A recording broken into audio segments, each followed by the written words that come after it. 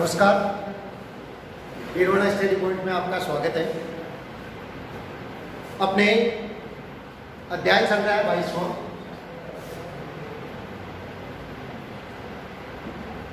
चल रहा है। अध्याय का नाम है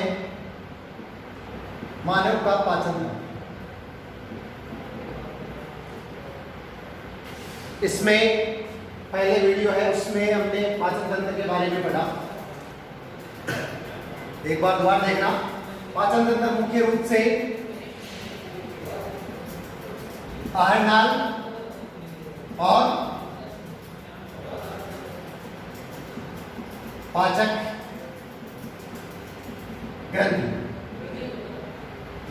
पाचन तंत्र है मुख्य रूप से किससे मिलकर बनता है? आहार नाल और पाचक ग्रंथि से मिलकर बनता है। ठीक है, इसके अंदर हमने आहार नाल में पढ़ा कि आहार नाल है वो विभिन्न भागों जैसे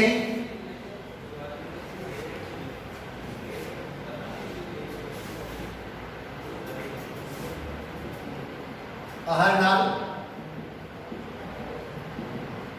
विभिन्न भागों जैसे मुख्य गुहा,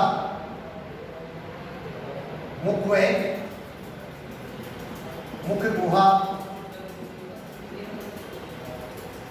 ग्रसनी, ग्रसिका, आमाशय,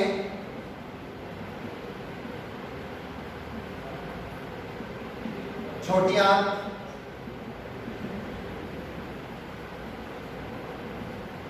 बड़ी आंत,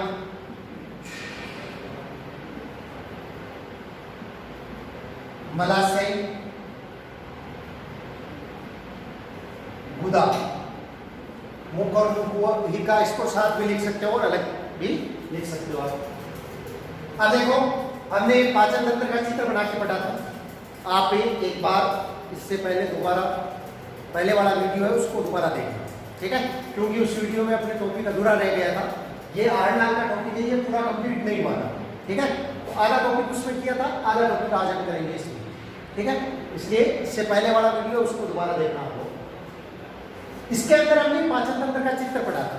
पहला वाला वीडियो, उसके अंदर पाचन तंत्र का कंप्लीट चित्र किस प्रकार से बना हुआ होता है, उसके कौन कौन से भाग होते हैं, उसके बारे में हमने पढ़ा था। और मुख्य गुहा के बारे में हमने पढ़ा था। मतलब मुख्य गुहा दोबारा देख लेना एक बार। मुख्य गुहा, मुख ऊपरी ओर और निचला ओर है, उसके बीच में एक छिद्र पाया जाता है जिसको मुख बोलते हैं, और जिससे किसका निर्माण होता है? मुख्य गुहा का निर्माण होता है। मुख्य गुहा में जीभ और क्या पाए जाते हैं? दंत पाए जाते हैं। ठीक है, मुख्य गुहा में क्या पाए जाते हैं? जीभ और दंत पाए जाते हैं। जीभ के बारे में हमने पढ़ा, एक कोमल संरचना, मुलायम होती है ये। ठीक है, और इसमें क्या पाए जाते हैं? अनेक स्वाद कलिकाएं पाई जाती है। जीभ में क्या पाई जाती है? अनेक स्वाद कलिकाएं पाई जाती है जो मीठा, नमकीन, इन सब का ज्ञान करवाती है। और ये क्या करती है? लार को भोजन के साथ में मिलाने का भी कार्य करती है। उसके बाद हमने पढ़ा दंत के बारे में। ठीक है, स्थायी दांत, अस्थायी दांत क्या होते हैं, इसका सूत्र क्या होता है, कितने प्रकार के होते हैं, 4 प्रकार के होते हैं, उन सब के बारे में हमने पढ़ा। इससे पहले वाला वीडियो था उसमें। ठीक है, तो ये कंप्लीट अपने टॉपिक हो गया था। उसके बाद में अपने टॉपिक था ग्रसनी। ठीक है, तो ग्रसनी के बारे में पढ़ा हमने। ग्रसनी क्या होती है? श्वसन और पाचन दोनों में सहायक होती है। ठीक है, इसका ऊपर का भाग मुख से जुड़ा हुआ रहता है और नीचे का भाग गस्सिका से जुड़ा हुआ रहता है। ये श्वसन एवं पाचन दोनों में कैसे सहायक होती है? मतलब जैसे हमारी श्वास नली होती है, ये मुख्य गुहा मान लो, और यहां से मान लो कि ये प्रारंभ होती है ग्रसनी और ये बनती है आगे ग्रसिका। ठीक है, तो ये भाग है ना, इसका एक भाग ऊपर नासाद्वार, ठीक है, उसमें जुड़ता है। एक क्या होता है? मुख के अंदर आता है। जैसे कई बार ऐसी स्थिति बनती है कि हम खाना खा रहे हैं, ठीक है, यहाँ पे अटक जाता है भोजन, या नाक के द्वारा ऊपर आ जाता है, तो उसमें क्या होता है कि जहाँ पे ये ढक्कन पाया जाता है, ये खुल जाता है, जिससे भोजन इधर आ जाता है। ठीक है, जिससे खांसी आने लग जाती है, तो ये क्या होती है, इन दोनों में सहायक होती है। किन में? दोनों में, पाचन और श्वसन दोनों में सहायक होती है। तो इसका वर्णन कैसे लिखना है कि ग्रसनी है, उसका ऊपर का भाग मुख से जुड़ा हुआ रहता है और नीचे का भाग ग्रसिका से जुड़ा हुआ रहता है। ये जंग पाचन और श्वसन में सहायक होती है। उसके पश्चात तीसरा हमने पढ़ा ग्रसिका। ग्रसिका में अपने लिए क्या लिखा था कि इसका ऊपर का भाग ग्रसनी से जुड़ता है और नीचे का भाग आमाशय से जुड़ता है। ठीक है, ऊपर का भाग ग्रसिका का ग्रसनी से और नीचे का आमाशय से। जैसे ही मान लो कि भोजन यहाँ पे आ जाता है, इससे आगे चला जाता है, उसको हम क्या बोलते हैं? निगलना। उसको हम क्या बोलते हैं? निगलना।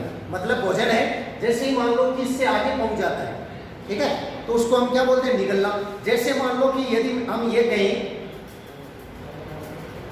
यदि हम ये माने कि भोजन है, हम मुख के अंदर डालते हैं, हमें पता रहता है मुख में, यहाँ पे हमें पता रहता है यहाँ भोजन है। जैसे ही यहाँ से नीचे आ जाता है, ठीक है, उसके पश्चात हमें पता नहीं रहता कि भोजन कहाँ पे है या कौन से भाग में, ठीक है, क्योंकि ये क्रिया संपन्न हो जाती है। और जब निकलने की क्रिया संपन्न हो जाती है, उसके पश्चात हमें पता नहीं रहता है कि भोजन कहाँ पे पहुँचता है। ठीक है, इसके अंदर वर्णन में क्या लिखना है? इस ग्रसिका हेडिंग लगाना है, वर्णन लिखना है कि इसका ऊपर का भाग ग्रसनी से जुड़ता है और नीचे का भाग आमाशय से जुड़ता रहता है। जब भोजन इसमें पहुंचता है या इससे आगे पहुंचता है, तो उस क्रिया को हम क्या बोलते हैं? निगलना। अब अपने टॉपिक कौन सा है? आमाशय। ठीक है, देखो बड़ा टॉपिक इंपॉर्टेंट।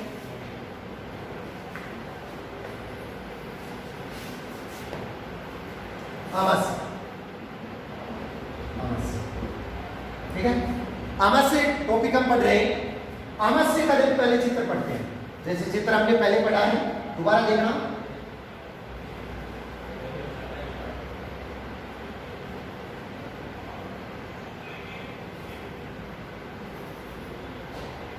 ठीक है, ये इधर क्या होता है?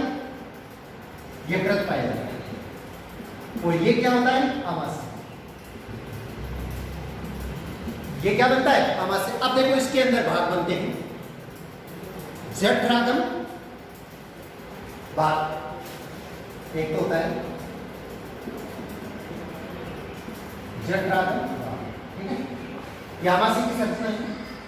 उसके पश्चात एक भाग होता है फंडस भाग और जठर निर्मी भाग। ये होता है फंडस भाग और ये होता है जठर निर्मी भाग। ठीक है, अब देखो इसके अंदर ऑर्डियट भाग और पाइलेरी कपाट, एक यहाँ पे संरचना पाई जाती है, उसको हम बोलते हैं, उसको हम बोलते हैं ऑर्डियट भाग। ठीक है, और यहाँ पे पाई जाती है, उसको बोलते हैं पाइलेरी कपाट। पाइलेरी कपाट, ठीक है, तो ये संरचना किसकी है? आमाशय की संरचना है।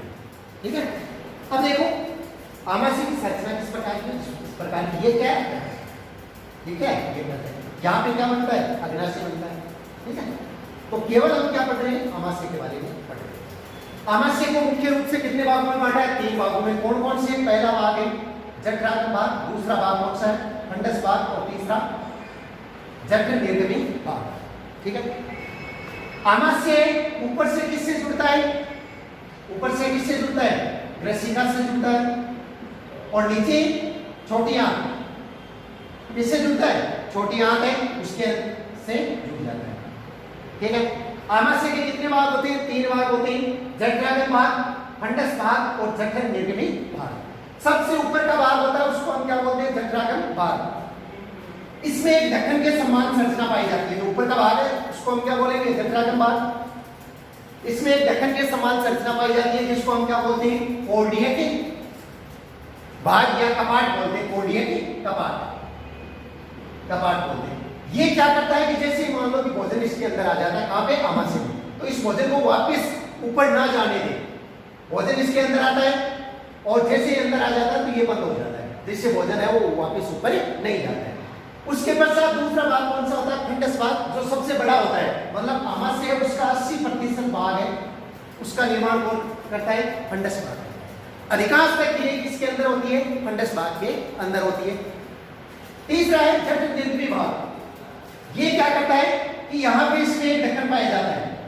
जठरागमी भाग में ऑर्डियट कपाट पाया जाता है और इसके अंदर जट निर्गमी भाग में पाइलेरी कपाट पाया जाता है। ये क्या करता है कि भोजन को यहीं पे रोके रखता है।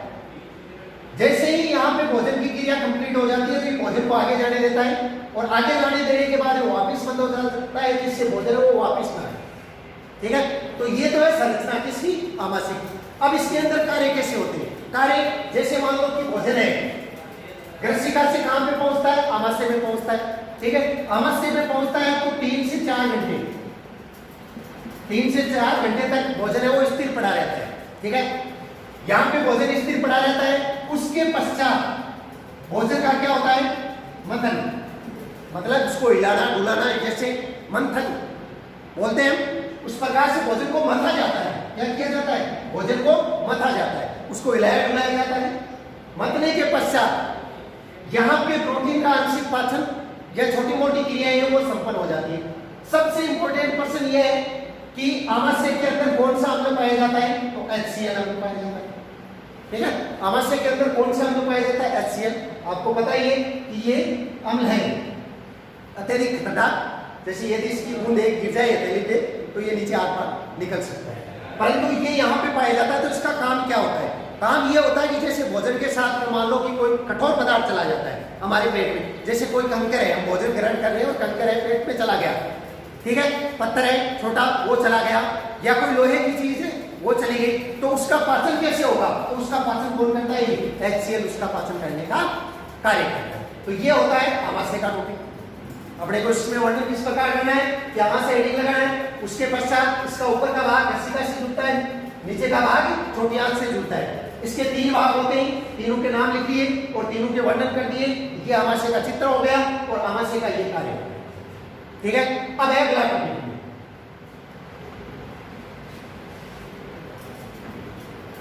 अब देखो अगला टॉपिक कौन सा, आमाशय हो गया अपने, अगला है छोटी आंत। छोटी आंत आमाशय के नीचे, जैसे मान लो कि अपनी ये संरचना बनी,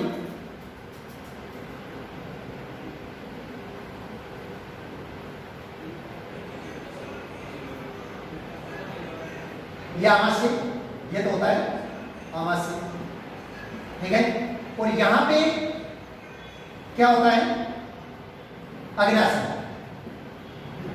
ये क्या होता है, अग्नाशय होता है। ये संरचना इस प्रकार की संरचना होती है। ठीक है,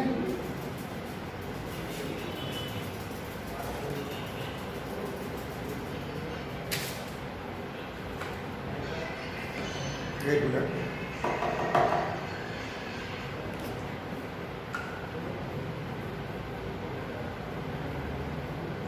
देखो इधर देखना, ये संरचना है।